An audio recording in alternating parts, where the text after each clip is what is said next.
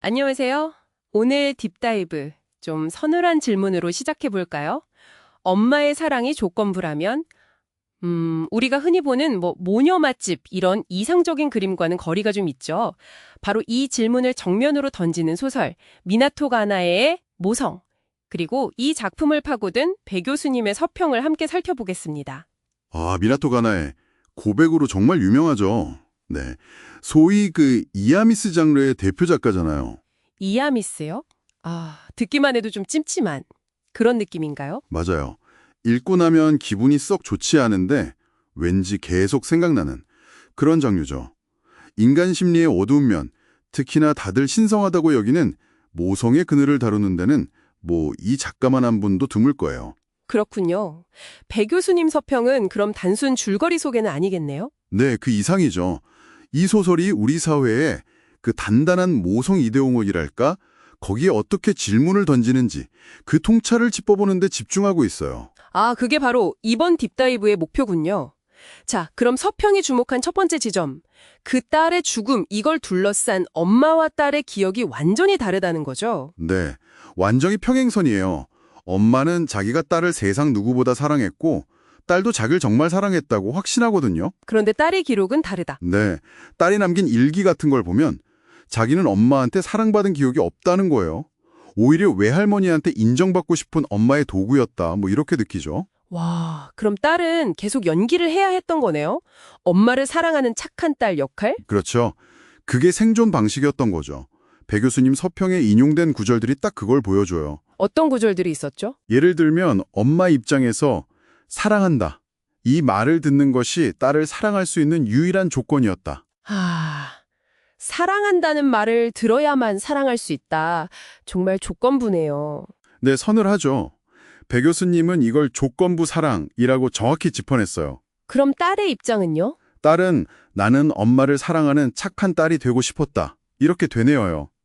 이게 그냥 소망이 아니라 살기 위한 몸부림이었던 거죠. 듣기만 해도 너무 마음이 아픈데요. 그래서 서평은 여기서 더 나아가서 질문을 던져요. 모성은 여성을 축복하는 게 아니라 오히려 저주하는 것이 아닐까 하고요. 정말 근본적인 질문이네요. 이 소설 전체를 관통하는. 맞습니다. 그리고 서평은 이런 질문을 더 효과적으로 만드는 소설의 구조에도 주목해요. 구조라면 그 엄마랑 딸 시점이 번갈아 나오는 거 말씀이시죠? 네네. 같은 사건을 각자 입장에서 이야기하니까 독자는 누구 말이 진실인지 계속 헷갈리는 거죠. 그러면서 기억이 얼마나 주관적인지 또 관계의 진실은 뭔지 생각하게 만들고요. 그렇죠. 심리적 긴장감을 높이는 아주 영리한 방식이에요. 물론 배 교수님도 지적하셨지만 이야기가 좀 무겁고 불편할 수 있다는 점, 그리고 뭐랄까 설정이 좀 자기적이라고 느낄 수도 있겠다 이런 부분도 언급하셨죠. 네, 그건 감안해야 해요. 이아미스 장르 특징이기도 하고요. 그래서 따뜻하고 희망적인 이야기를 기대하는 분께는 좀 안 맞을 수 있다 이런 코멘트도 있었고요. 그럼에도 불구하고 이 서평은 어떤 분들에게 이 소설을 추천하던가요? 모성애는 위대하다는 생각에 혹시 한 번이라도 정말 그럴까? 하고 의문을 가져봤던 분.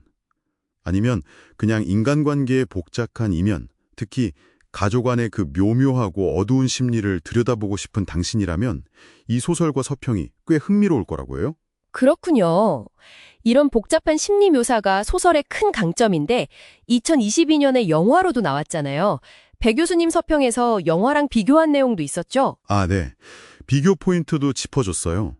매체가 달라지니까 확실히 이야기가 좀 변주되죠. 어떻게 다른가요? 서평에 따르면 영화는 엄마가 검사한테 과거를 쭉 이야기하는 그런 액자식 구성을 택했대요. 그래서 서사는 좀 더 명료해졌다고. 따라가기는 좀 더 쉬울 수 있겠네요. 그렇죠. 근데 원작 소설이 주는 그 혼란스러움이나 인물들 사이의 그 숨막히는 심리적 압박감 같은 건 좀 덜하다고 평가해요. 결말도 다르다고요. 네, 결정적으로요. 영화는 딸이 좀 해방되는 그런 비교적 명확한 결말인데 소설은 끝까지 좀 모호하게 여운을 남기면서 끝나요. 소설은 내면 심리에 집중하고 영화는 시각적인 걸로 보여주려고 했다. 이런 분석도 있던데요. 집이라던가 불 같은 상징들. 맞아요. 그런 연출 방식의 차이도 짚어줬죠. 그래서 서평의 결론은 이거예요. 깊이 있는 심리 탐구를 원하면 소설을. 좀 더 압축적인 서사를 원하면 영화를. 네, 그리고 이왕이면 둘 다 보고 비교하면 작품을 훨씬 입체적으로 이해할 수 있을 거다. 이렇게 제안하고 있죠. 좋은 제안이네요. 네. 결국 배 교수님 서평은 이 모성이라는 소설이 그냥 단순 스릴러가 아니라는 걸 명확히 보여줘요. 이상화된 모성 신화를 해체하고 그 엇갈리는 기억을 통해서 관계의 진실, 그 안에 숨겨진 어둠을 파헤치는 아주 중요한 작품이라는 거죠. 오늘 배 교수님의 서평을 통해서 소설 모성을 깊이 들여다봤습니다. 이 이야기가 당신에게도 여러 가지 생각을 던져주지 않았을까 싶네요. 마지막으로 이런 질문을 한번 남겨보고 싶어요.